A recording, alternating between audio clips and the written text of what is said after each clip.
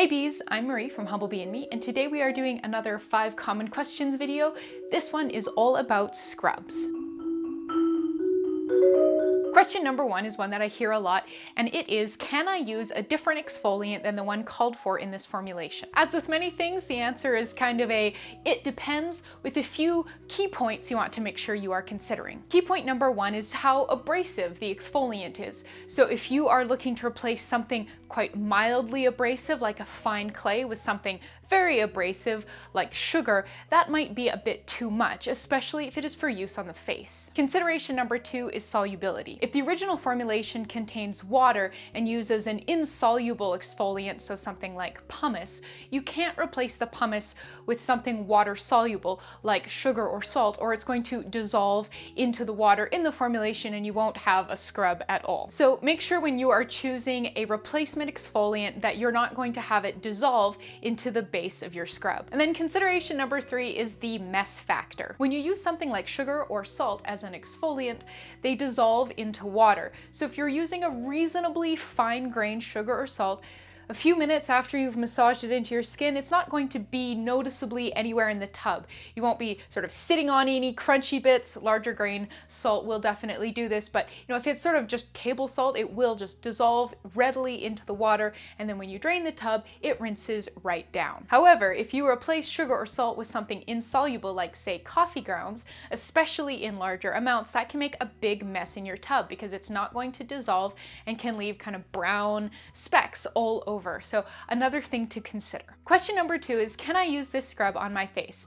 And generally speaking, a scrub is suited for either the body or the face, not both. This is because the skin on your face is a lot more sensitive and delicate than the skin on something like your knees or on your calves. A scrub that's designed to be used on the legs or the arms, the body in general, is going to be too harsh for use on the face. And a scrub that's designed for use on the face probably won't even really be noticed as a scrub when used elsewhere on the body. Our third question is, won't the sugar melt in this? And this is in the context of making an anhydrous emulsified sugar scrub, where you heat the sugar in the oil before cooling everything down and whipping it. And the answer is no, for 2 big reasons. Number 1, sugar is not oil soluble, so it's not going to dissolve into the oily base.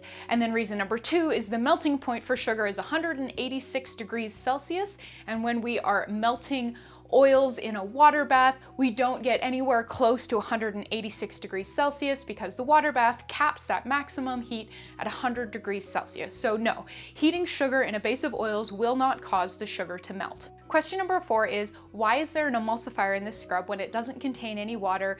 And then as a partner question to that, do I need to include the emulsifier? The type of scrub that this question about is one that has a creamy base. So, a blend of maybe a liquid oil, maybe some coconut oil thickened with a fatty alcohol like cetyl alcohol, and then has some sort of an exfoliant like sugar or salt added to it. Scrubs like this contain an emulsifier so that when you use them on wet skin, the creamy base transforms into a gorgeous rich lotion on your skin. Then when you're done with this scrub, they rinse off really easily because of that emulsifier, and then they also self-emulsify into your bath water, so when you drain the tub at the end of your scrubbing session, it just goes right down the drain and doesn't leave your tub really oily and slippery. Well, you don't 100% need an emulsifier in a sugar scrub that contains a lot of oil. I really recommend it. It makes for a much more sort of elegant experience and means that you don't have to scrub your tub out or worry about slipping and hurting yourself when you're climbing out of the tub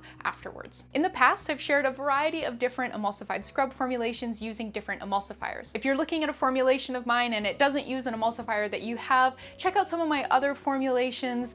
They're all easy to find on humblebeeandme.com, and I'm sure one of those will use a sort of emulsifier that you can get or have. And then our last question is, can I whip this scrub? As with body butters, you can whip pretty much anything. The key is whether or not it will actually stay soft and scoopy and whippy after about 12 to 24 hours. If you whip up a scrub and then you find that it's too hard after sitting, you're going to need to lower the melting point. So that's going to be trading a few percentages of the thickener, so the cetyl alcohol or stearic acid, for something liquid, so whatever kind of liquid oil is already in the base formulation. If you whip your scrub and you find that it's too soft, it's melting, maybe you see a bit of oil pooling on it, you're going to need to raise the melting point. So that would be the opposite. You would be trading a few percentages of a liquid ingredient for a few extra percentage of whatever hardener is in the formulation. And then as an inverse to that question, if a scrub is designed to be whipped and you don't want to whip it, you definitely don't have to. I just find I usually like to make it a little bit softer because whippy things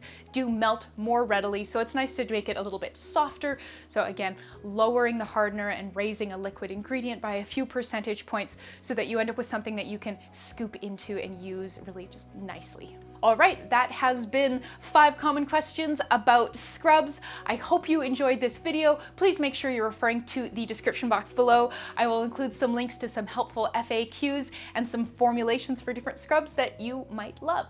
So thank you so much for watching, and I'll see you next time.